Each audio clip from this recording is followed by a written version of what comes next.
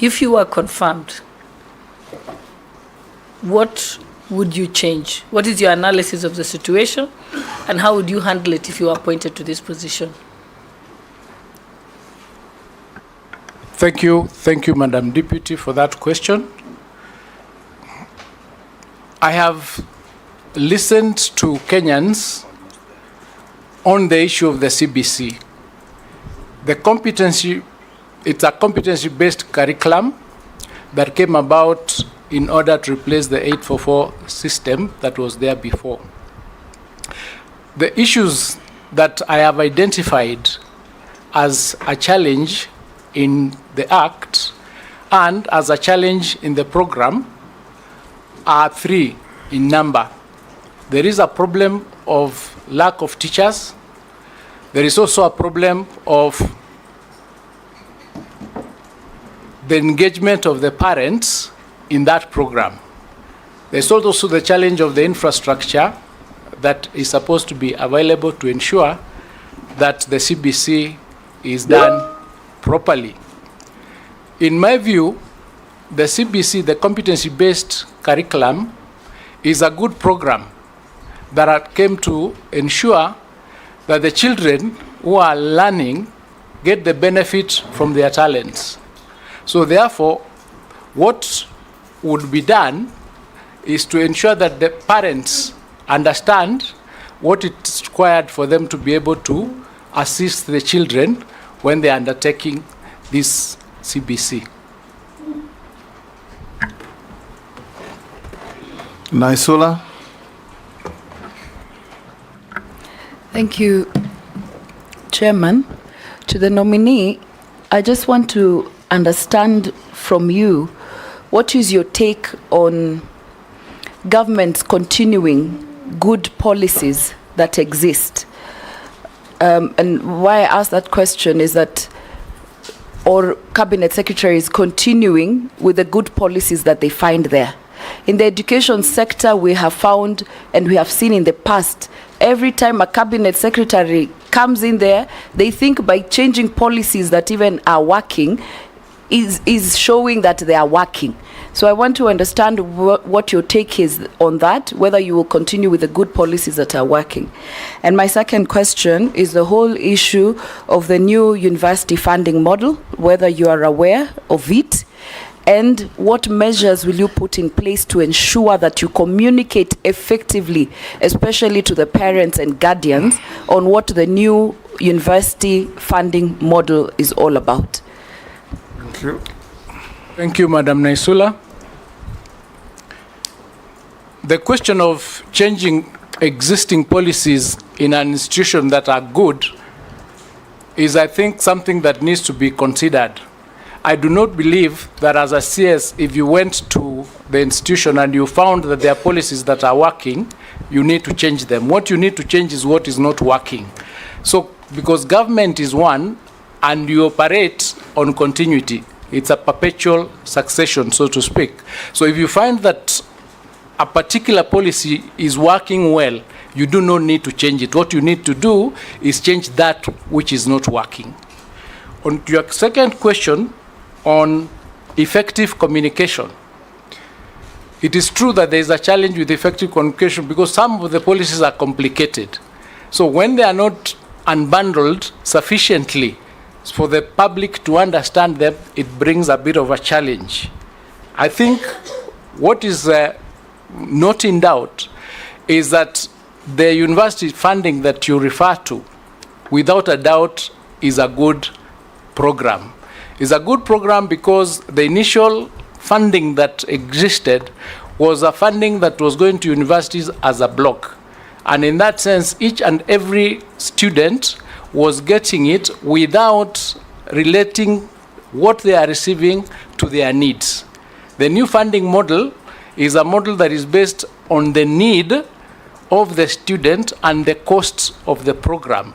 So that if, for example, you are able to fund your education, then based on the fact that you are able to, you should not be financed by government. And in that sense, the little funds that are available go to meet the needs of those who are most vulnerable.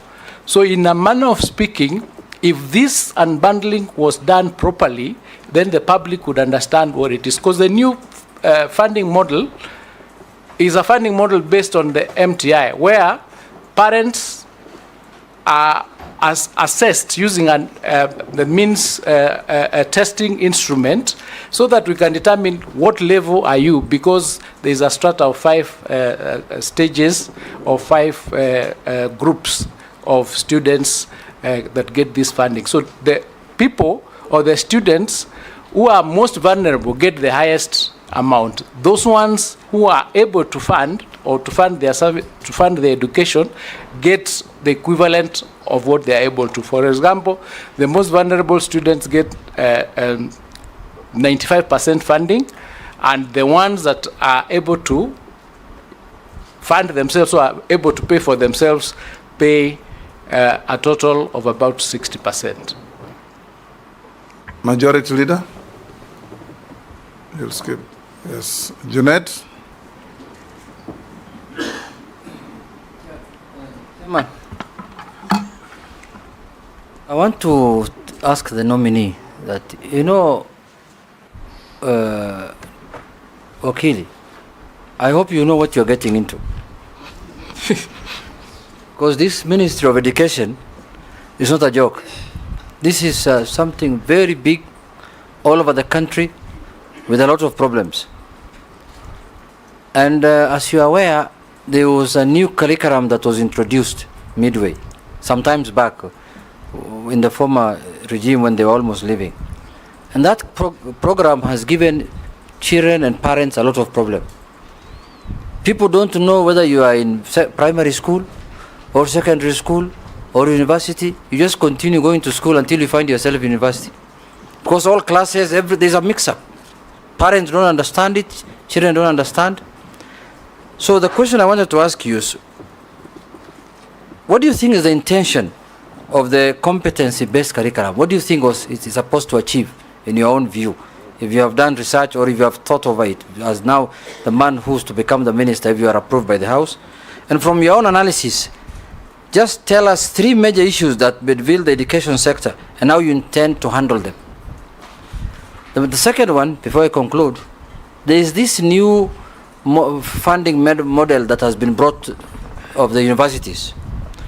And it's supposed to, as it has been put, it is supposed to help the needy and everyone and the people who are in need of fees and such kind of things. But as it is today, it looks like it's not working, and it has refused to work. And it has stopped the transition from secondary to university. Many families that are poor, who are depending on help and other models, are now suffering. Their children cannot go to school. What are your thoughts on that kind of modeling? Because as far as I am concerned, that model was borrowed from developed countries and fixed here when we have not achieved that level of model. Thank you, Mr. Speaker. Thank you, Honorable Junet.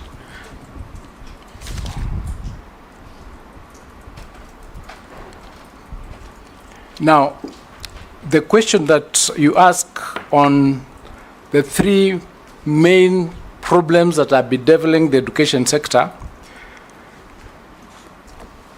is a very important question. And in my view... First, I ask you whether you know what you're getting into. I'm coming into it. And that's why I've started with that one.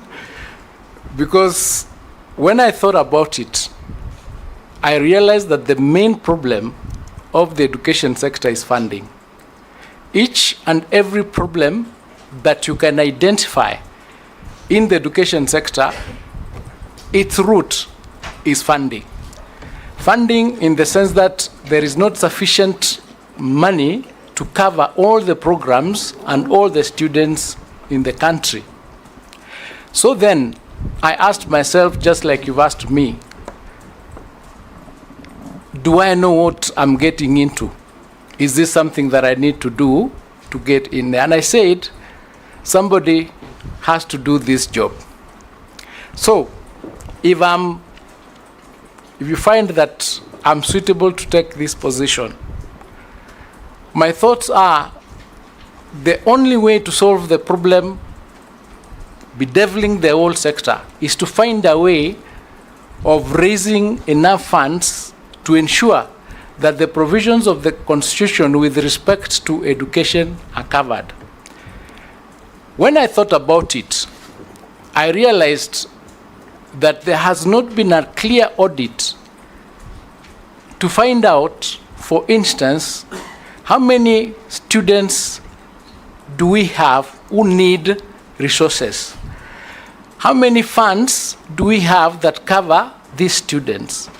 How many organizations are giving various assistance to these children? How many people are contributing every day towards the school fees of these children in the country? In other words, how much money is the whole country spending on education? So that we can come up to a decision on how that money can be harnessed in order to service the education sector and ensure that all the children in the country are actually get free education as stipulated in the Constitution. So I said I would take up the challenge and work with all the stakeholders to find a solution to the funding problem. The second problem that I realized needs to be tackled is there are a lot of good policies and good laws in the education sector.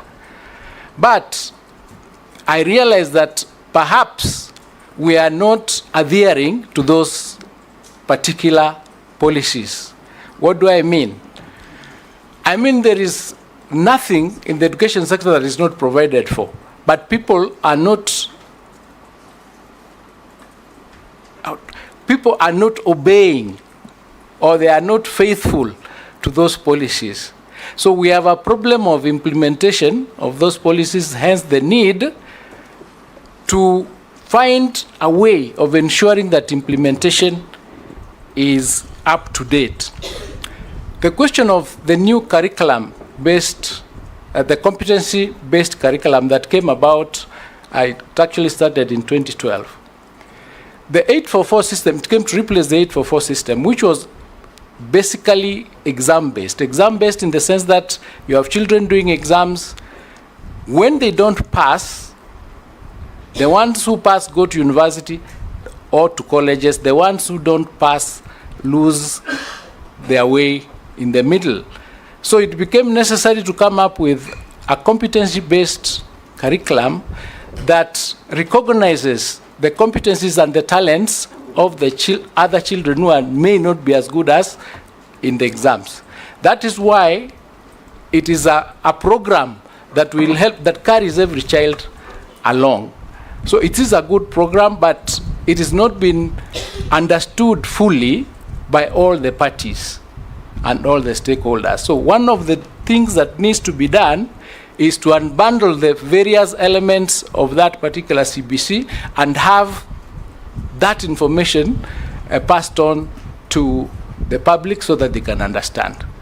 So there needs to be a lot of sensitization in that area because we are now in that program. Yes, Nelson, has he finished your questions? The new education funding model, I'd referred to it earlier. It started last year. It is only 1 year into operation. We are doing the second year now. It has some teething problems. And of course, one of the challenges that it has is the means testing instrument is not wide enough to capture everybody and to be able to identify everybody's level of income in order to know the children from those homes what level of funding should they get from the university. So it is working, and it's work in progress. Nelson, Posing. Thank you, Speaker. And my question, Speaker, this is the most interesting candidate before us on this committee. And this is the reason why I'm saying, Speaker, I've heard him very clearly. And for the whole of his life, now it's remaining with 3 years for him to attain retirement age. Only 3 years. He has never worked in public service at all. anywhere. He's not worked in public service. He's not been motivated or what? And in getting the suitability speaker and following what Honorable Julius said. He's currently the chairman of Kengen. Just the other day, Speaker. That's something just the other day. In terms of suitability, Honorable Speaker, in accordance with Section 7, which I want the candidate to be able to explain to this committee and maybe to convince me, what motivation has he in public service now, 3 years to his retire, while he was not motivated for the rest of his life, when he was very, very useful. Remember, Honorable Speaker, I'm not saying that he's not useful any longer. But to attain retirement age is only 3 years. Was that a headhunting or was that a reward? I want Mr. Miko to explain to this committee and the people of Kenya. This is not a joke ministry, as Honorable Julius said. Actually, I don't know what it's to call. And you are coming in during a time when there is complications on CBC, funding, teachers, and so on. And you have never worked in public service. So my question is, what motivates you now at your retirement age to work in public service, Honorable Migos, for us to approve you? What is it? Convince me. Let's take the next. Kikaria. Thank you, Chair. Maybe my question to the nominee is, basic education faces so many challenges, one of which is capitation and the addition of fee charged by schools. Secondly, there are those issues that arise because of the school feeding program. How do you plan to address these challenges to ensure timely disbursement of capitation funds and compliance with the Act provisions to eliminate additional fees, thereby ensuring accessible and inclusive education for all Kenyan children?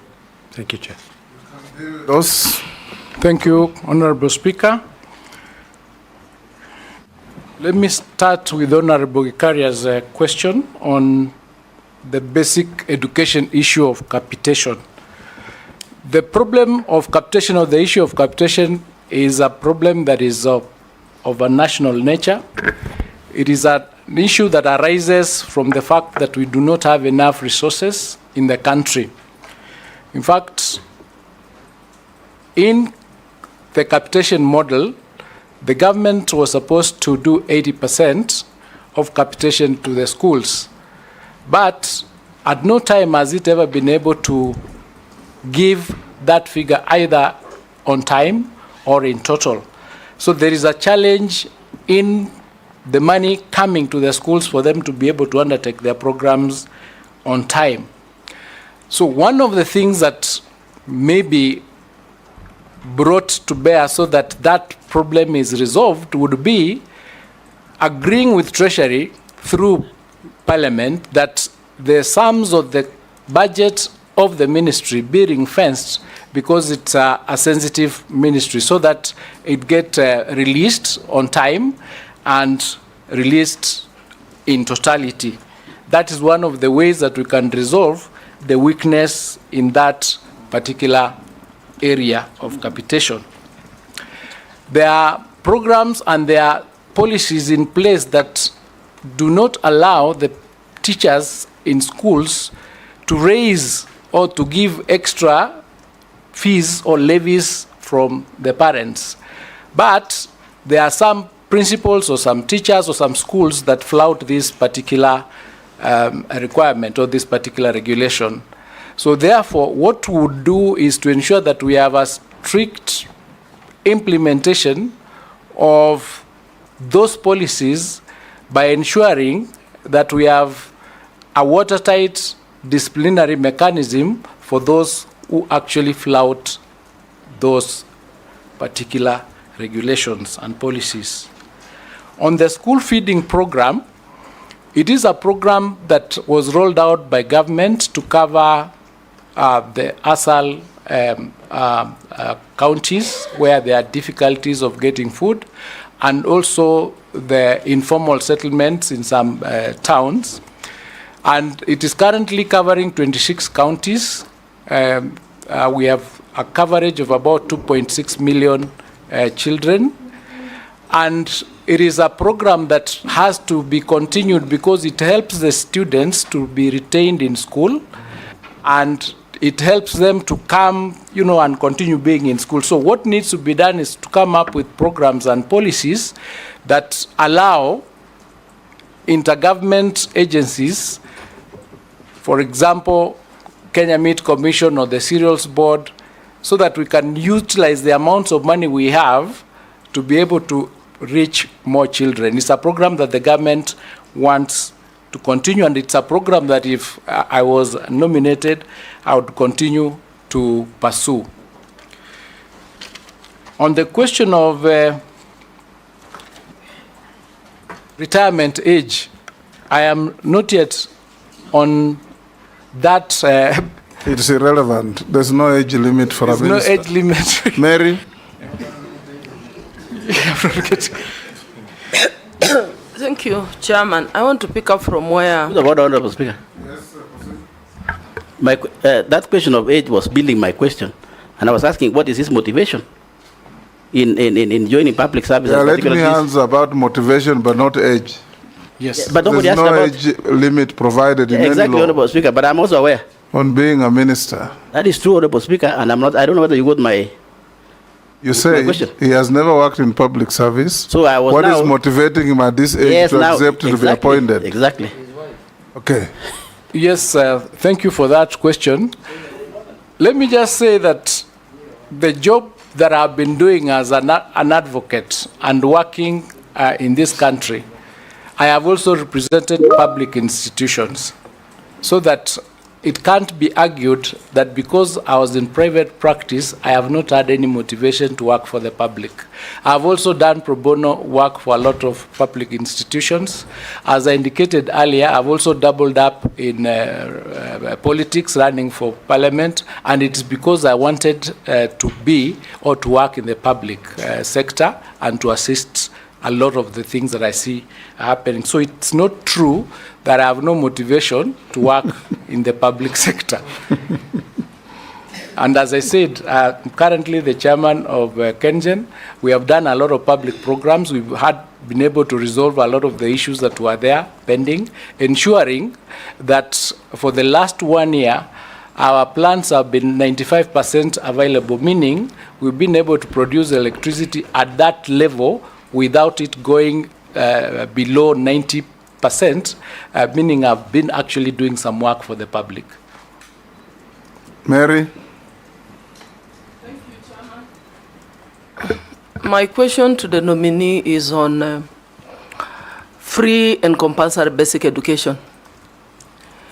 The Act provides clearly that every child, up to 11, should have free compulsory basic education. And Section 28(2) mandates the Cabinet Secretary, in consultation with the National Education Board, to ensure the establishment of all learning institutions, be it the primary, the secondary, special needs, name them. But despite all these provisions, the Kenyan parent is still waiting to see this provision coming into fruition. I want to ask the nominee, what are you going to do? Because today, even the free JSS, today parents are being charged more money than even the Form 1s. All communication circulars from the ministry have been disregarded. What are you going to do? And we're receiving concerns from Kenyans telling us how we are splashing money at all levels by various institutions, NGCDF, county government, I don't know, there's presidential bursary. There are so many bursaries. What are your thoughts towards probably seeing how those funds are harnessed to ensure that we provide free, compulsory basic education to Kenyans? Thank you. Thank you. Daud? Thank you, Mr. Speaker. Mr. Speaker, the nominee has talked about CBC. If he is confirmed, grade 9 is just round the corner. And he is aware, he has said the funds are not there, they are not adequate. So what would be his position when we get to January next year? Where will the grade 9s be? Will they be in senior secondary, or will they still be in junior secondary where there are no classes? Because there are no JSS teachers, there are no interns for that matter. Secondly, there is a problem of all schools which retain exam slips, which there have been many circulars from all the ministers who have been there that they should not be retained. What is your thought on that? And the last one is special needs schools. They have been ignored completely by the Ministry of Education. If you are confirmed, what are you going to do about the special needs schools? Deal with those two. Thank you. Thank you, Honorable Speaker. I'll start with the question on the parents being charged a lot of money by various institutions beyond what is indicated in the various circulars from the ministry. Honorable Speaker, the problem, as I understand it, is a problem that arises out of the Constitution with the formation of the the independent constitutional body called TSC. In the Constitution, TSC is in charge of all the teachers, and it handles including the discipline of the teachers. Now, what then happens is the Ministry of Education is in charge of releasing funds to schools, and when those funds are not used properly, or when the teachers do not follow the circulars, the Ministry of Education doesn't have power to discipline those teachers. They have to prepare a report, go through TSC to give that punishment. So what has happened, because of the reforms that are taking place, there are consultations where we are supposed to work together, and what has come up is to agree with TSC so that with respect to principals, the Ministry of Education becomes an agent of TSC with respect to handling those aspects, especially where they do not follow the circulars from the ministry. So there are regulations that are being discussed as we speak, and once it is agreed, that then would be a problem of the past, because once an audit is done and it is found that a teacher has not done what he was supposed to do, then it is possible for the ministry to take action against that teacher directly without going through TSC. Then the question from Honorable Dawood, there were three. I will deal with the issue of retention of certificates, which has been a problem that has been there throughout, I think, the educational lifespan of Kenya. As I understand it, the schools are only agents of the National Examination Council with respect to certificates, so they are not supposed to retain the certificates. But there is a problem, and the problem is the retention of the certificates is because of non-clearance of fees, for example. So there is need to balance the question of the school needing its fees and the student requiring to have its certificate. So it is something that if you found that I'm fit to take up this position, would have to look into it, find out how far those discussions are, because they've been going on, and then we pick it up from there. Because I believe if it is a question of schools having pending bills vis-a-vis the pending school fees that the children have not paid, maybe we can have an audit and know the exact amount and do one block application either to Treasury through Parliament so that this is paid off, and then the children can get their certificate. So there is a possibility that there is a way that can be resolved if we come together and discuss it and see how best that problem can be resolved, because we have to get a balance. The special needs schools, under the capitation model, they do get an amount that is slightly higher than the normal schools. There are also programs and policies that require that, for example, where they need facilities, their allocation is supposed to be slightly higher. But because of lack of resources, it has become difficult to meet all their requirements. What then would be the solution to it is to come up with other programs or other thoughts where maybe we will get partners to partner with them so that we can be able to handle the other extra requirements as an institution. But it is not something that I can here and now make a decision on what will be done, but I know that it is a problem that needs to be handled. Some of the children that have disabilities and other challenges are also in the normal schools, and they're integrated in those schools. But the programs or the provisions that require those schools to have the special, needs like ramps in those schools, some of them have not been done. But again, that's because of the lack of resources. So really, if we are able to get resources, then we'd be able to handle that. On the question that he asked, Honorable Daud asked about the junior school, where it will be domiciled, I think the Presidential Task Force went through public participation, and they made a recommendation that the junior school needs to be domiciled in the current primary schools, so that and the reasons were two mainly. The first reason was because it is going to be cost effective, because we have an extra 2 classes, that is standard 7 and 8. And then the other one was the issue of cost to the parents, where they felt that if they were to move to secondary school, they'll need to pay more for those uniforms and such other things. There was also the question of age, because it was felt that these children are much younger, and if they went to join their older brothers in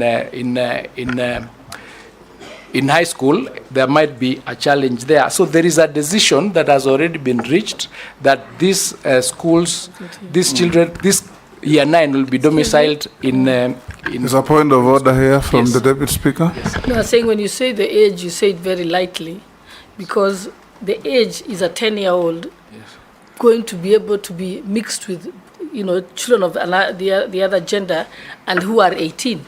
There's a likelihood of sexual abuse. Yes, that is the reason. Yeah, so make sure that that's very passionate about. It was a well thought out decision because of those challenges where the older boys would perhaps, I wouldn't know, but they would perhaps end up molesting the younger boys, and that brings other challenges.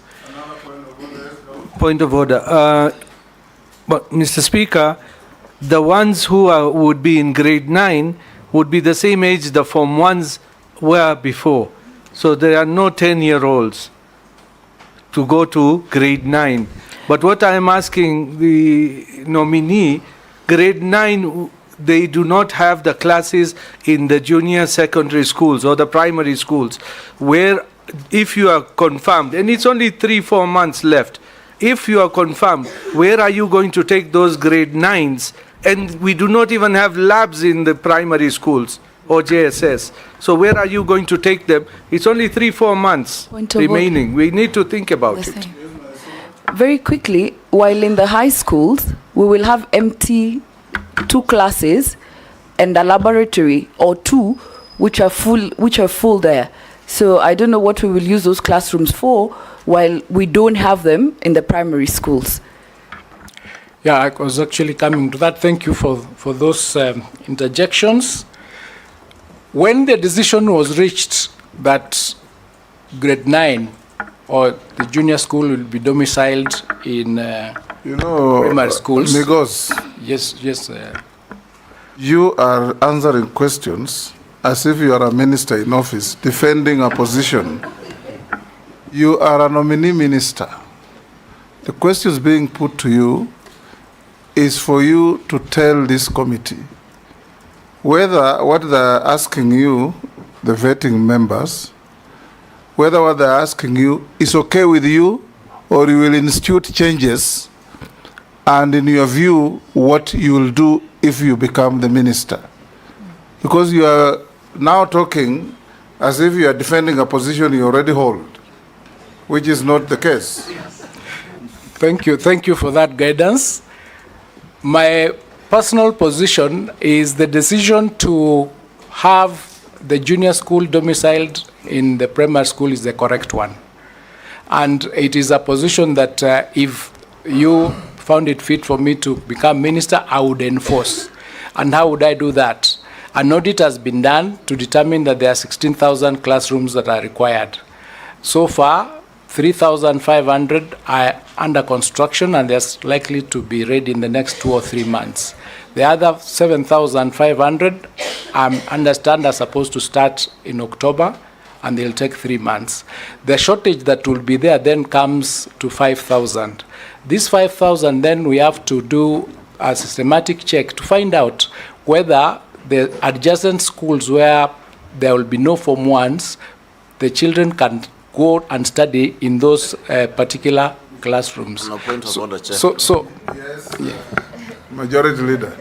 Chair, I had skipped asking a question because I had wanted to hear the nominee. And now that I've heard him, and you have put the question very well to him, the paraphrased what the Honorable Dawood was asking. And he's telling us that he is confident JSS grade 9 would sit well in primary schools, whereas many of us in this room, because we are dealing with these issues on a day-to-day basis, there are members in Parliament who will tell you there are schools that are 20, 15 kilometers apart. So if you tell us that you will have some kids taken to a school neighboring where they'll be hosted, then I can tell you it's going to be very impractical. And I think the direct question we wanted to hear from you, Mr. Migosi, was maybe just let me start from where Kenyans are asking, because they were asking, you are the running mate of the former cabinet secretary, Ezekiel Machogu. Kenyans have been asking, is this the right person for the job, or is he going to just be an appendage of the person he was running as deputy governor for? You are now telling us that you are confident what had been started before you even get to the ministry would work. And we have 8 classrooms, for instance, in a primary school. Secondary schools have at least 4 classrooms in a single stream school. If you take grade 9 to the primary school, you need to construct a classroom and leave a classroom empty in the secondary school. You will have no laboratories in the secondary schools, in the primary schools, whereas you have them in the secondary schools. You are telling us you need 16,000 classrooms. You said here that one of the challenges, or rather any problem that you have identified in the ministry from the briefing probably you have gotten from the PSS and other ministry officials, relates to funding. So if you have 16,000 classrooms shortage, on average a classroom will take 800,000 to a million shillings if done by CDF. If done by the ministry, on average it takes about 2 million shillings.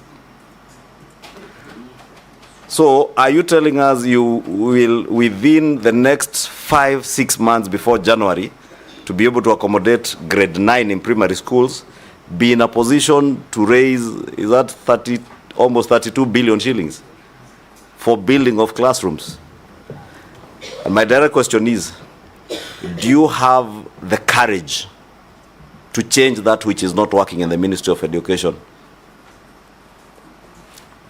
Thank you, Honorable Chunga, for that. What I'm saying... You said what I told you less politely. Yes. Now, go on.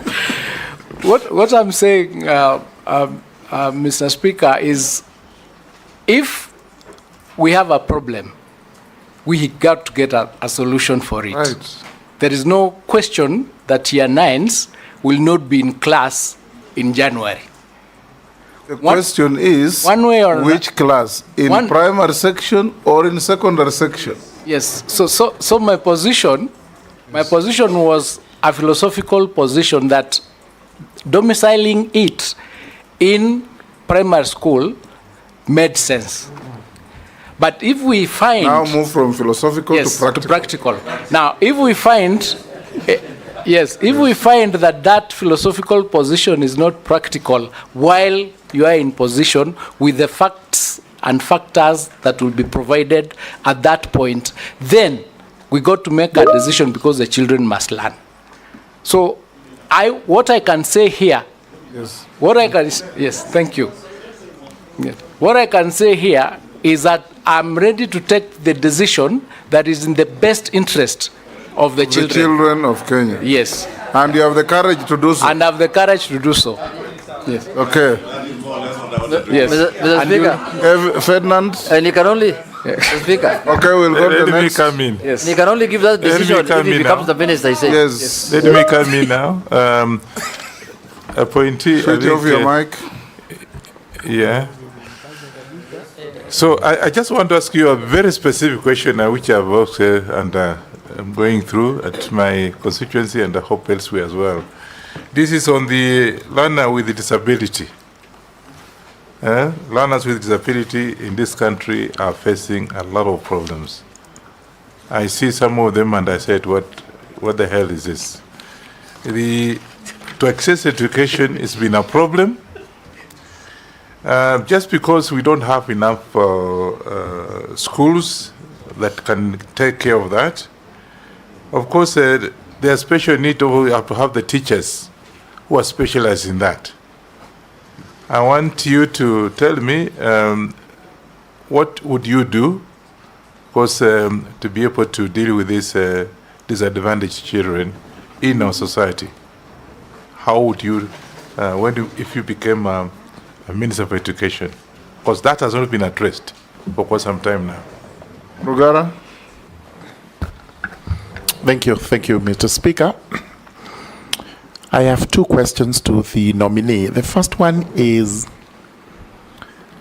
we've just come out of a strike by the intern teachers demanding confirmation, and in as much as that was directed at TSC, policy on education is by the ministry, and TSC just takes care of the human resource element of the teachers.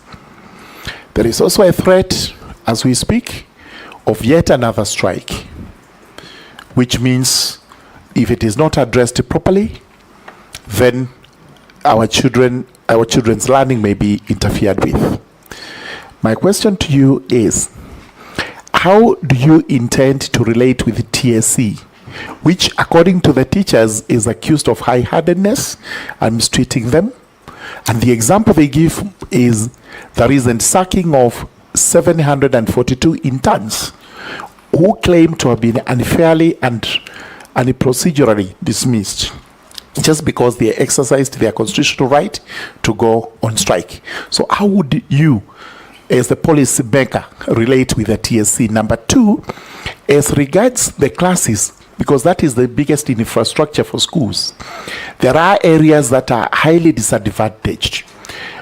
Would you espouse a policy of affirmative action in respect of areas where these classes and classrooms are highly required?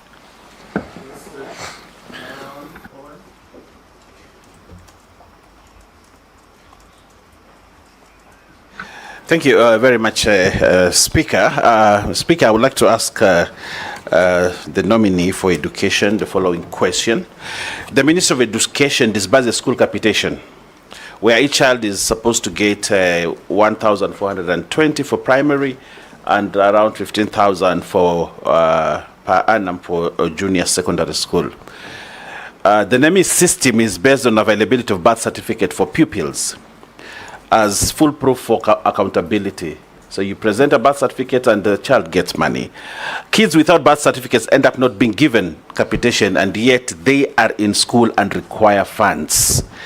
There are schools with over 1,500 kids who get capitation for only 350 kids because the other kids do not have birth certificates. This, for me, is a constitutional issue because it speaks to discrimination. that children are being discriminated in school. You're actually growing rich schools, poor schools, because children have birth certificates, others do not have birth certificates. The kids are denied funds for an administrative issue that is not their making. The ministry needs to look for a no punitive measure or a non-punitive measure to ensure schools are capitalized and every student gets his or her fair share. This has resulted to poor schools and rich schools. All schools must get capitation based on all kids in school and not only kids with birth certificates. That's the background I'm trying to lay there. Nominee, I want to ask you this. How will you stop this discrimination if you are approved as a Cabinet Secretary for Education? And secondly, how will you improve on NEMIS to ensure there's no corruption, that it captures all kids without necessarily having a birth, whether the child has a birth certificate or not? The birth certificate is supposed to get funding. I suffer that because I come from a community traditionally that has never looked for birth certificates when children are born, and therefore my schools get a quarter of the capitation they're supposed to get. And this spreads in northeastern Kenya, in other places where birth certificates has not been really a significant thing. How will you handle this, Nominee? Thank you. You can deal with those three. Thank you, Honorable Speaker. Honorable Wanyonyi's question with respect to special schools and children with disabilities, the learners. The only solution to handle that situation is to come up with an affirmative action program. Because in a society where we have a number of our children in that weak position, it is upon us to come up with programs and support them first. So if I was to become the CS for education, I would immediately ensure that an audit is done, find out how many schools are there for these children, how many they are, and what they require, and create a specific affirmative action for them so that they can be able to be brought up to the level of the other children. That's what I would do, to access education just like everybody else. To Honorable Mrugara's question with respect to the strikes and the threat that is coming up, this morning when I woke up and yesterday, the Finance Bill 2023 was also declared null and void, meaning we are back to utilizing the Finance Bill of 2022. Which means that the question of resources is shrinking even further. The threat of the strike by the teachers is based on their collective bargaining agreement, which was supposed to be effected, I think, from this July. Now, it is imperative that we arrest that situation by one, ensuring that we have clear and forthright discussions with the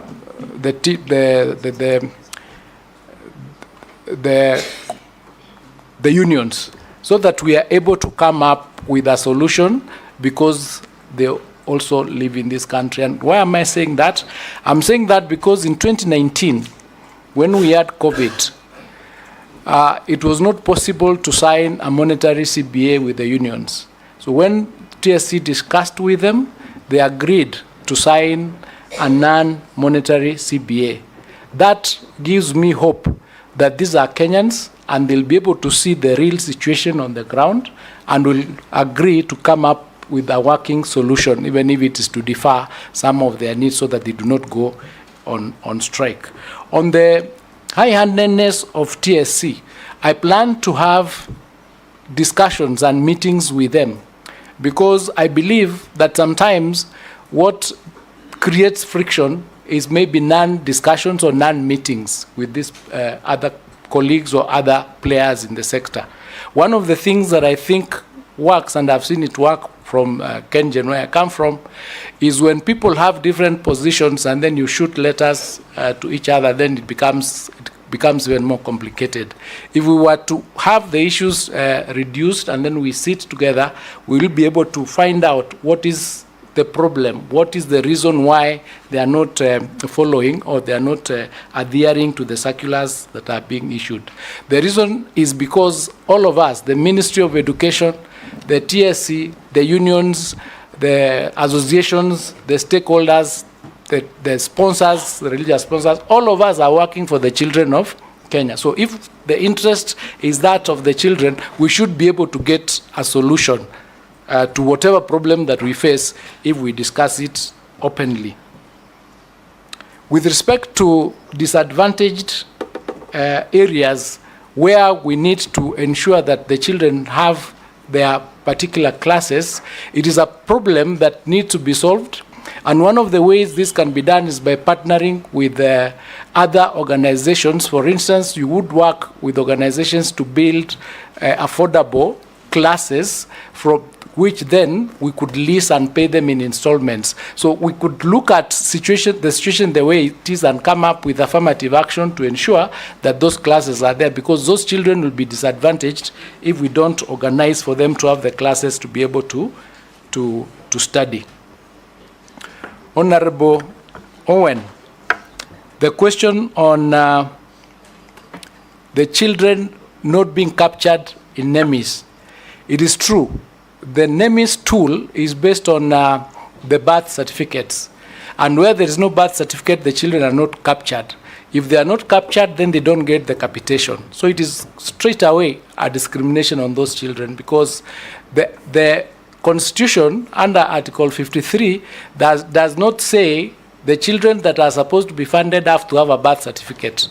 It just says the children of Kenya must get their education. So what has happened after that, I think problem was raised with the ministry.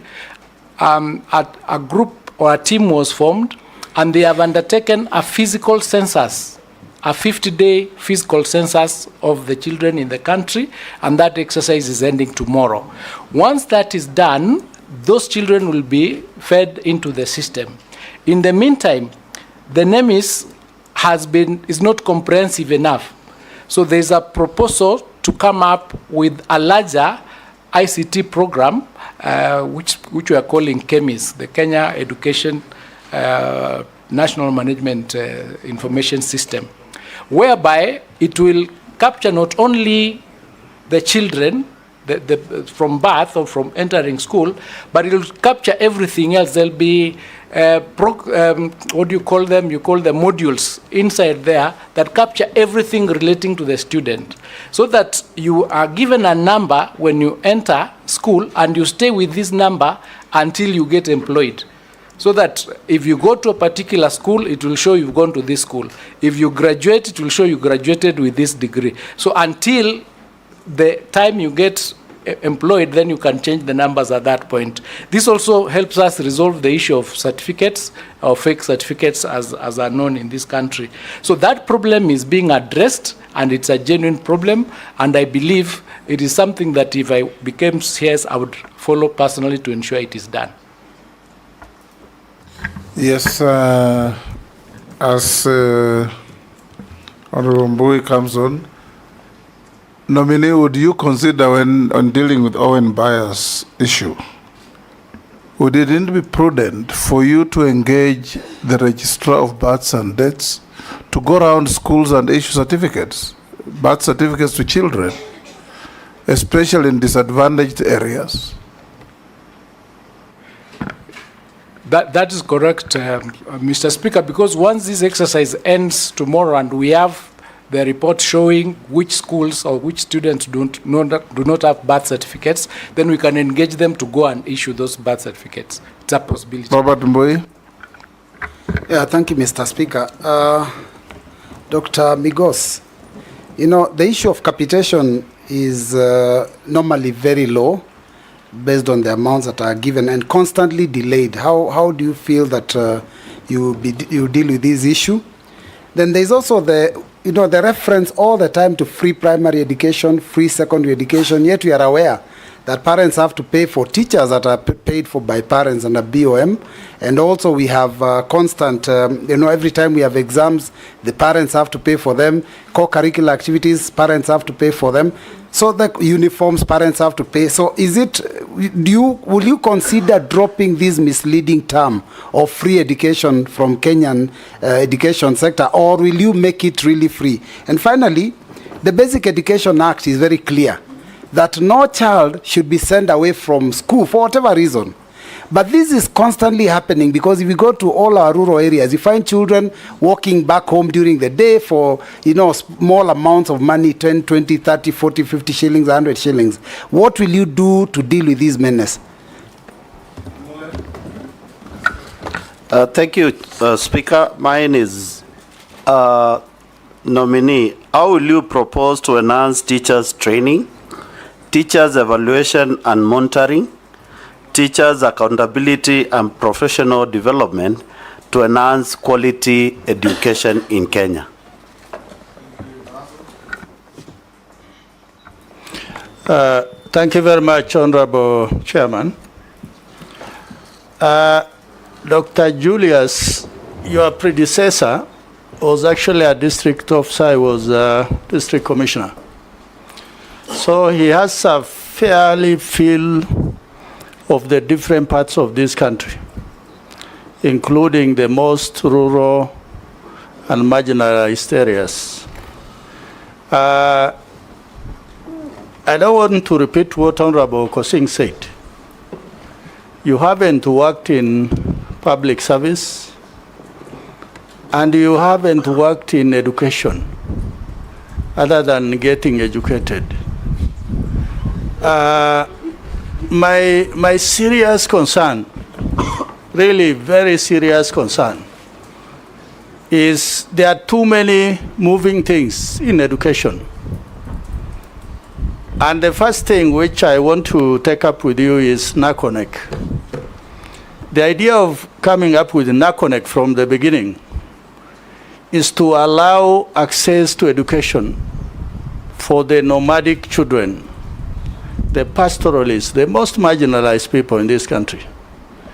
But within very few years, NACONEC has been turned into some sort of paltry for all disadvantaged enclaves in Kenya, including Nairobi, Mombasa, Kisumu, and all that. Going forward, if the House approves your nomination, how will you help in terms of bringing back NACONEC online to address the mandate for which it was founded in the first place? Secondly, it is this issue of Tibet. I think honorable colleagues have touched on, but I want to repeat. The idea of having Tibet institution is once we lost the middle level colleges, I think in the late 80s and 90s, then Tibet is found that this is a serious gap in our education, particularly on the side of technical skills. With the current funding model, a lot of those youngsters are likely to drop out of those institutions. What would be your plan or a strategy to make sure that those learners remain in those institutions until they qualify? Thank you, Honorable Chairman. Nominee, answer those three. Thank you, Honorable Speaker.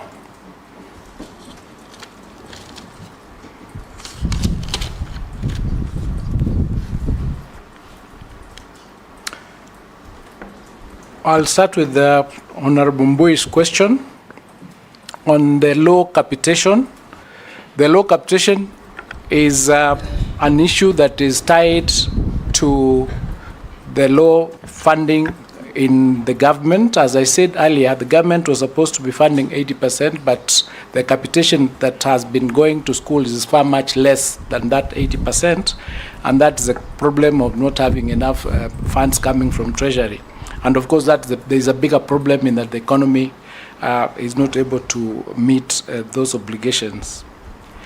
And the issue relating to the primary, the schools not being free, education not being free, because of these other additions that actually sometimes lead to even the figures being higher than the school fees that is supposed to be paid, and then using that to send the children home.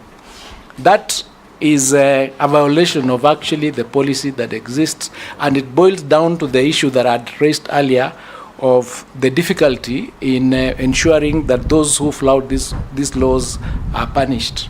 And the solution to that is to ensure that we are able to come up with a fund that will totally cover the costs of education in the country, so that the children just go to school and the government pays for everything, so that the question of sending them home, retaining certificates do not arise. And that's what I was saying earlier, that perhaps it is time we have a conversation as to what is the actual amount of money in this country is everybody spending on education, and what is the amount of money in this country that we need yearly to cover for all the children, so that it is completely free. If that audit was done, on one hand, the amount of money from various units, because you go to CDF, you'll find a bursary, you go to counties, there's a bursary, you go to the private sector, there is a bursary, there are scholarships that come from other institutions that cover certain parts, but nobody has done an audit to find out for sure how much, and then there's capitation, etc. How much is it that is going to this particular sector called education? Because it then happens that because there is no coordination, there is duplicity. Some people get more. Some people get more than 3-4 amounts coming from the various institutions. Others get nothing. So if we did, on the one hand, that particular audit, and then on the other one, we find out for sure how much do we need per child from class 1 all the way to university. If we find then that there is a gap, then we come up and find out how do we fill that gap. I wouldn't say what it is, because once you do it, you might find that we actually have more money than we need, in which case we'll be okay. But if we find that there is less money, then what do? Do we come up with an education bond, for example, to cover that part so that every child goes to school for that period? So it is time we need to have that conversation, including with the private sector, because the private sector, when they give scholarships, they are giving to these children. So if we come together as a country, we will be able to solve that problem. The challenge that we have now is everybody operates in isolation. Everybody is doing their things in isolation. You can't read what is happening. One arm, you can't see what is happening on the other side. But if we were open, transparent, and then we say, this is what we have, this is the problem we have, then we'll be able to solve it. So that is the way I would go into it, to solve this problem once and for all. Indeed, on the question of uniforms, for example, if it was taken up by government, for example, we have NYS, they can do the uniforms, we can work with other textile companies, then these ones do the uniforms and we distribute them to the children. So we would have solved that problem of uniforms. But we have to have that conversation to see what is the best way that that can be resolved. Honorable Mule, teachers training. We now have the new CBC system, and teachers have been undergoing a lot of training and retooling. For instance, next year we don't have Form 1s. What is going to happen to the teachers who have been teaching Form 1? So we need to address that question. The teachers who are teaching Year 9, are they well equipped to do that teaching? In fact, when I was talking to TSC yesterday or the day before, they told me there has not been a rationalization of teachers. There are situations where, for example, in primary school as we speak, they have an excess of 18,000 teachers. And this excess of 18,000 teachers came about by the issue relating to delocalization, the removal of that policy of delocalization. And then on the other hand, we have 400,000 teachers who are trained and they are not employed. On the other hand, we have a shortfall of 106 teachers, 106,000 teachers that we need to bring in for us to be able to do the CBC up to the level where we are. So we have a problem of policies that operate in cross purposes. So there is room for us to sit down and rationalize and say, are these the type of teachers we need for this course? If I can go further, I was talking to the university team, and they said in this year, 173 students have applied to go to the university. 53,000 of those are teachers. They are going for education. So we already have 400,000. We have 53,000 applying to come in. We then have universities that are not able to meet their obligations, but they are offering these courses. Are they offering the right courses? So it is a question of us sitting down and looking at the whole sector to try and understand what is really ailing us vis-a-vis what we are offering. Because you cannot be offering courses where you have 400,000 people already out, you are bringing in 53,000 just because we employed 58,000 the other day. So everybody thinks when I come out, I'm going to get a job. In 4 years, we'll be having 600,000 teachers or 700,000 teachers. But on the other hand, we have 18,000 that are not told properly to deal with the system that we have. And all this comes to us, and that duplicity works backwards to raising the cost of education in this country. So what we need to do is frank, be forthright, and say, let us look at this problem in its entirety and look at it so that we can get a solution. And if every day when you wake up making a decision in the education sector under Article 129, and you say you are doing this for the benefit of the children, you will make the right decision. You would make the right decision, and this problem would be resolved. Going to Russell's question on not having worked in the public sector, I'm very passionate about the public sector. As I sit here, I have educated over 600 children. They've gone to various universities and various schools. I come from a humble background. I have seen what education can do. And I know when you disadvantage a child, you've taken away their life. Because without education is the only thing that can help children in this country move to where they are supposed to be. So we must, as we wake up, if you are in the sector, ask yourself, this decision I'm making, is it for the benefit and the interest of the child? If you find that the answer is no, and you're in the public sector, then you're in the wrong place. You must answer that question correctly. So in terms of NACONEC, it is true, it was a program that was supposed to deal with the ASAL areas. But the disadvantage in, for example, Northeastern, is not different from the disadvantage from a child who lives in the slums in Mathare. They are both Kenyan children. So if we are able to get enough resources to cover for the children in Northeastern, we should be doing it for those other informal sectors. The question should be, how do we raise the funds so that we move from covering 2.6 million children to 10 million children? Because they are all children of this country. So what we need to be working on is not reducing what NACONEC is doing, but expanding it. Is not reducing what the school feeding program is doing, but expanding it.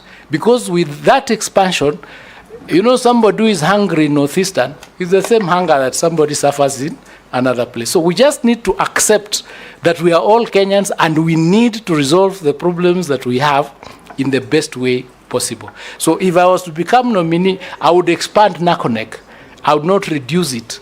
I would look for resources to ensure that in Northeastern, even the children who are following their parents, create caravan schools so that they go together with their parents and they are being followed to study. So that, I mean, it is not rocket science.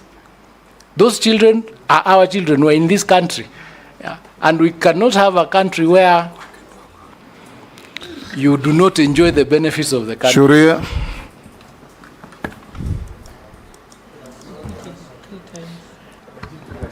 Oh, he has not answered the question on TVET. On TVET. TVET. Yes. Yes, thank you. Thank you for reminding me. Concise and precise. The TVET is a very important program. The TVETs are being constructed in all the 290 constituencies. We have done, or they have done 252. I think there are 52 remaining. And what I would do for TVET is create the TVET colleges in the country and isolate a few to become centers of excellence. Because what is happening is, like, we are in Kenya and we have countries like Sudan, Congo, and they're not as advanced in the TVET using the technical studies as we are, so that we can have students coming from other countries to study in our colleges here in order to raise the funds. With respect to the dropout is because of the funding. So as a government or as a country, we need to start thinking what other revenue, self-revenue collection, raising revenue methods can we come up with so that we can be able to sustain ourselves.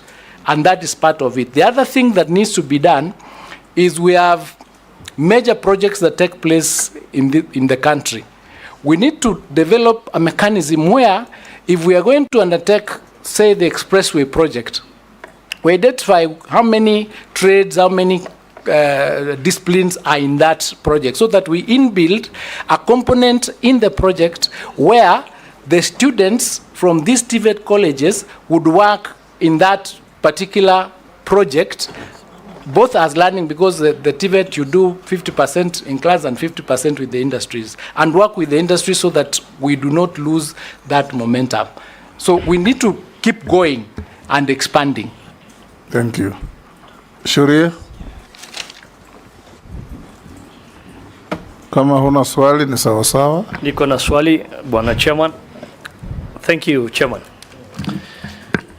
Bwana Nominee, there's a lot of uproar in the education sector, and I was glad when you picked the issue of the finance bill. I'm not sure if you're aware of the High Court judgment on the constitutional petition 371 of 2021, Nelson Harvey versus Cabinet Secretary for Education, and 7 others on the CBC.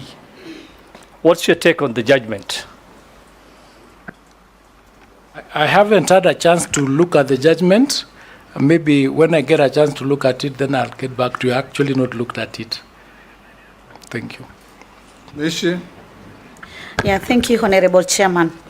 Honorable Chairman, there's been a tendency whereby some TSC teachers, when they are posted to ASAL areas, they refuse to go on the basis of insecurity. This has really disadvantaged the learners from those areas to an extent that some of them drop some subject because they don't have teachers. What policies are you going to put in place to ensure that these students or learners from ASAL areas are not disadvantaged in terms of education? My second question, there have been recent research, and it has been noted that there's quite a number of girls dropping from school due to early pregnancies. What measures are you going to put in place to ensure that these girls are given a second chance to learn and they're not expelled from school until they're ready to give birth? And after giving birth and having maternity, they can be reinstated back to the school so that they finish their education. I thank you, Honorable Chairman. Mukami? Amisi? Caleb? Thank you, Mr. Speaker. I just want to know, the nominee, what your views on the continuous delay of the disbursement of HELB loan. It has become a thorn in the flesh. Most university students are on the streets on the same, and also the arbitrary increase in the university fees that is now making education look like a privilege rather than it's supposed to be for everyone. Then lastly, Speaker, the late Dr. Griffin, the former founder of Starehe Boys Center, where I schooled, once told us that if you are given a glass or a coffee cup, you wash it. Wash it as if there's no any other coffee cup that has been washed before. And the nominee, you are going to a very sensitive ministry. We've heard all these stories now and before on how you expect to do. Education, to me, is like an economic necessity to this country. It's a major pillar of any nation. And Honorable Speaker, from even the elementary to secondary to the university, if you look at the Asian countries, the development parts of Singapore, South Korea, Japan, it mostly was on education. They streamlined the education sector. When you report to office upon approval, if in case you are approved, What is these radical measures you are going to introduce in that ministry? What is this miracle? How are you going to perform the miracle, and what are the paraphernalias of this miracle? Because we need to see, we've been hearing these stories, so what is this that we are going to see in the Ministry of Education for once, when maybe in 100 days of your service to that ministry? Answer those, Migos. Thank you, Honorable Speaker. To Honorable Mish's question on the northeastern teachers refusing to go because of insecurity, this has been a teething and thorny problem for TSC, and the only way this can be done is if we work together with the Ministry of Interior to come up with the parameters and strategies to ensure that the teachers are secured. And one of those would be perhaps coming up with low-cost boarding schools so that the student can be studying in one place that can be easily secured. On the question of girls' pregnancy, the ministry's policy is that they are not supposed to be sent away, and they are supposed to be given a chance to come back and continue with their studies. We don't have a policy where if they become pregnant, then that's the end of their life. That changed. It was there before, but it has since changed. To Honorable Mrs. Question on the continuous delay on HELB loans, this again is a problem of the resources being released on time, and the issue relating to the collections of those who have already gone before. I understand that there is a study that is going on to find out whether HELB can come up with a bond to ensure that they have enough resources to cover the students so that we avoid this problem. On the issue of the increase on fees, I understand the fees has not increased for the programs. What has happened is that before, the program's cost was not being indicated. Now with the new funding model, the program amount is being indicated, and the parents are thinking the fees has been increased from what was being given as capitation. So the fees, as I understand it, are not increased, and what would happen is under the new funding model, the student is still getting funded through the scholarship and help as to ensure that they are not paying more than they were supposed to be paying before. On the question of what I would do... Excuse me, Mr. Nominee. You know, when you said that the money being indicated as school fees is the actual cost as costed by the ministry. But when a parent in the village receives a school fees, invitation admission letter that has 350,000, 450,000, can you imagine the panic you're causing across the country? It is careless and not strategic. This is how you build anger in the country. So the letter should just have the exact cost per household cost, not the full amount, because the rest is being covered by the Higher Education Fund and HELP. So I hope you're going to change that if you're confirmed. Thank you, Madam. Related. Sorry to interrupt. Maybe Mr. Migos, you could also tell us in relation to that university funding, what would be your view on the funding using public resources of students who are in private universities? Well, across the country we have universities and campuses that are almost closing down because they don't have students being sent to them by COOPS, or the Kenya Colleges and Universities Placement Services. Speaker, allow me briefly. On the same issue on the university funding model, the students, you'll have to have a criteria on determining who's the most vulnerable or poor.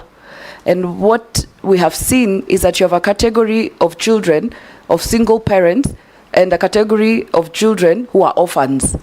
And you give different, what measures will be put in place to ensure that you actually get the most vulnerable in the community and not disadvantage them in the new university funding model?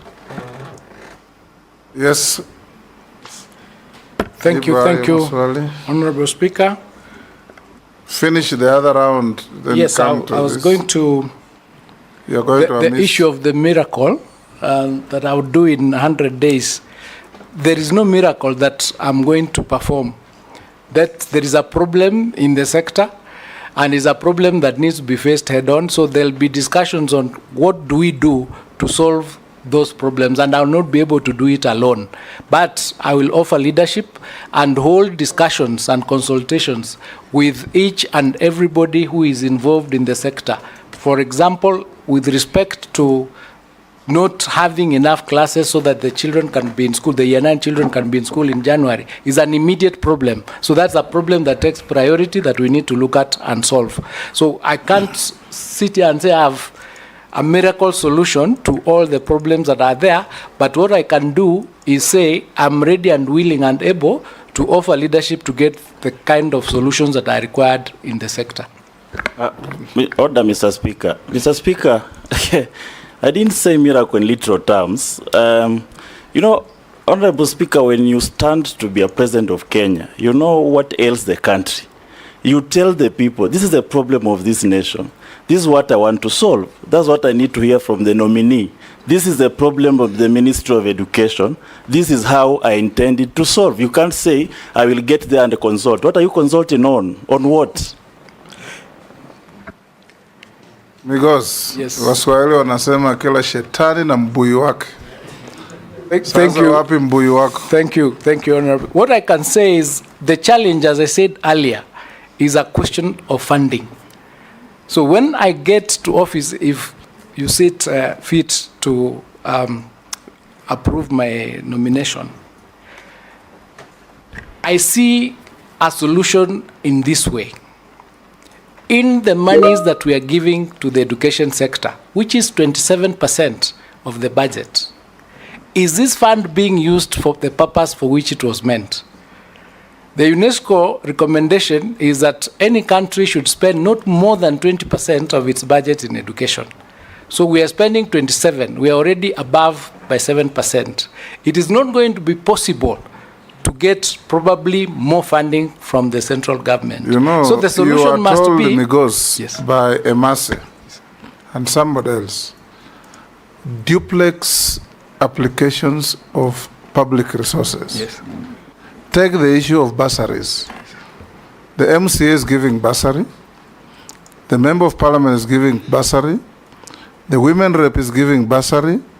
The Governor is giving bursary. Your ministry is giving bursary. Banks are giving scholarships. And many other organizations. Apart from the banks, all the others are drawing money from the same source. And sometimes you find fraudulent activities where one child gets a bursary from each of those giving bursaries. How are you going to reform the bursary scheme that will largely contribute in saving probably even 10 billion shillings? Yes, Chair. We also have TVET and also the technical schools doing the same thing. Yes, I do. So as I had indicated earlier, because we've not done an audit of how many amounts of how much money is being used for this particular sector, that is the first thing I would commission, an audit to find out how much money is out here for the. And you have the current dismantle of these cartels? I do, Mr. Chairman. Yes. You are asked by Junet. Yes, I'm going. You know what you are walking into. Yes, I understand that. I understand that there are cartels and other people, but we come at this time, at a critical time when there is a crisis. Using this crisis, it is very possible to dismantle the cartels because with the support, the political support, the parliamentary support, and the support from the public. If we say today that we know you've been doing the wrong thing, we will report you. Somebody would think twice before they continue with what they are doing. So I would use this crisis to dismantle the cartels that exist there. But on the issue of private universities that Mheshimiwa Ichungwa asked, what the students who are going to private universities are getting is the loan facet, not the scholarship. So, and this is born out of the contention that the parents have chosen to take their children to private universities. They should be able to fund that. So they are getting the loan portion of the funding, not the scholarship portion. That is under the new funding model. Yes, that is under the new funding model. There are students who are ongoing under the old DUC system. Yes, the ongoing students under the DUC system are still getting the capitation. And speaking as an advocate, I think once you give somebody a right, if you start taking it in the middle, it becomes a bit bad. So I'm thinking that maybe... my question was, what's your opinion on funding, using public resources to fund students in private universities? Or rather, even start from placement. Yes. Why do we have to place students in private universities while we have not filled up all the vacancies we have in public universities built on public resources, or reeling in huge debt because they don't have adequate resources since they don't have students? If approved, would you push COOPs to send more students to private or to public universities, irrespective of whether it's just because even the loan element is public resources? Yes. What I think can be done is to review the policy that is in place. Find out how did that policy come to be, because it's ongoing. The one for the new funding model has changed, but the previous one on capitation was a policy that was in place and was going on. So, and then we can do up the math and find out if it's just maybe 2 years that are remaining or 3. But it's not something that I can speak to at the moment. It is something that perhaps that I need to do more research on in order to be able to come to an informed decision. Yes. On Madam Lesuda's question on how do we determine who is the most vulnerable, the tool that is used is called the means testing instrument that has 8 parameters. We think that those parameters are not comprehensive enough because it does not identify and they are not linked sufficiently to determine what the incomes of those parents are. So what we think is that it needs to be expanded and linked, because what has happened is you would find the rich not filling the proper figures and the poor, because sometimes of lack of knowledge, they do not put in the right information. So we need to come up with a tool akin to the psychometric test, where you can put so many answers, but at the end, you get the correct result. Because I'll be more comfortable if you say, if confirmed, I will come up with a tool. If confirmed. I'm sorry. Yes. I'm sorry, Mr. Chairman. I'm sorry. If confirmed. Thank you, Chairman. Because you are going to give policy direction to the ministry. Yes, if confirmed. Yes, so when, okay, yes. Thank you, Chairman. But I will not talk again, but I wanted to just say to the nominee, if you get this opportunity to serve Kenyans in that docket, because I've listened to you carefully and you keep talking about money. All your solutions seem to be around having a budget. I want to assure you that as a parliament, we are just about to pass a very rationalized budget, where budget cuts are across the whole, all the ministries. So that's all I wanted to say. Yes, Migosi, I think we'll end there. There are some Kenyans sending in messages. Many you have answered. One says, ensure TVET students get their certificates from their colleges within a month of graduating. The domicile of JSS we have dealt with. Another asks, where will senior secondary school be domiciled? We have dealt with. Workers with disabilities are forced to renew exemption certificates every 5 years when their status does not change. I think that is valid. Another one has said, what are you going to do about mushrooming boarding schools, especially in Kisii, that have no facilities? Another one is asking, what is going to be the fate of P1 teachers after the transition? Last, another one asks, what will you do about the imposition of extravagant uniform expenditure on students by schools? Buy a long-sleeved sweater, a short-sleeved sweater, 2 pairs of shoes, 2 pairs of trousers, so many things, when in many family setups, children use one pair of clothes until they're exhausted because of lack of money. Now going to school, uniform is costing more than the fees. And you have to buy from that school. And then you are obligated to buy from a designated retailer. Those are the cartels we are telling you about. What will you do about that? Thank you. Thank you, Mr. Speaker. On the rationalized budget, I agree that it's going to affect a lot of operations, so we will have to look inside and see where to cut inside the operations in areas where maybe it's not a priority, so that we can attend to the most important aspects in the ministry. Workers forced to renew every 5 years their certificates. That, I think, is a question that needs to be taken up with the organization that deals with this, the relevant ministry, so that we can work together and maybe have that particular requirement removed because the person's position does not change.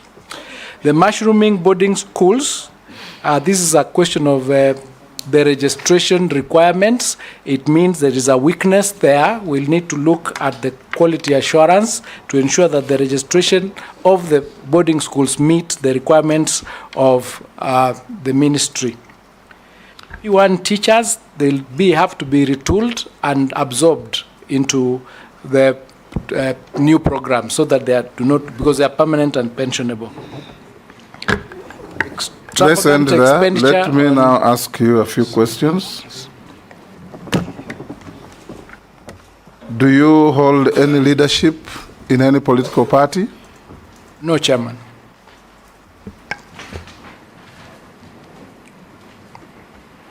Have you ever been adversely mentioned in any integrity-related report? No, Chairman. We received a memorandum. Unfortunately, I'm told it was not sent to you. You can respond to it and send an email to the Secretariat from one David Ogega Ochwangi. Yes, they actually You got it? I got it, and I've filed a response. You've responded? Yes. Okay. I've sent it, so you could. The clerk thought you had not received it. You've responded to it? I rely on that response, yes. Is it factual? The response? No, it's not factual. It's I'm not the one who signed those documents. Mm-hmm. And I have documents from the committee confirming that position. What is your net worth in terms of personal wealth? I'm worth 790 million. 790 million? Yes. Made up in? It's made up of largely land, and I've got tea, I've got trees, and vehicles, farm equipment, and of course the income from the law firm. Okay. Thank you, Migos. We have also checked your documents submitted to the Secretariat and compared with what you had sent earlier, and we find them to be in order. You are consequently held. You are released to go.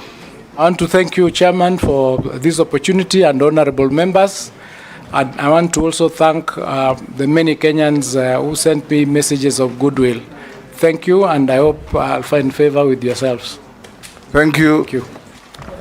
Have a good evening. Yes.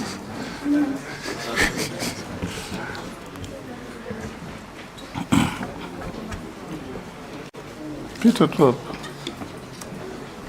You want to pass here? Yes. Do you need any health break? 5 minutes. 5 minutes. Yes.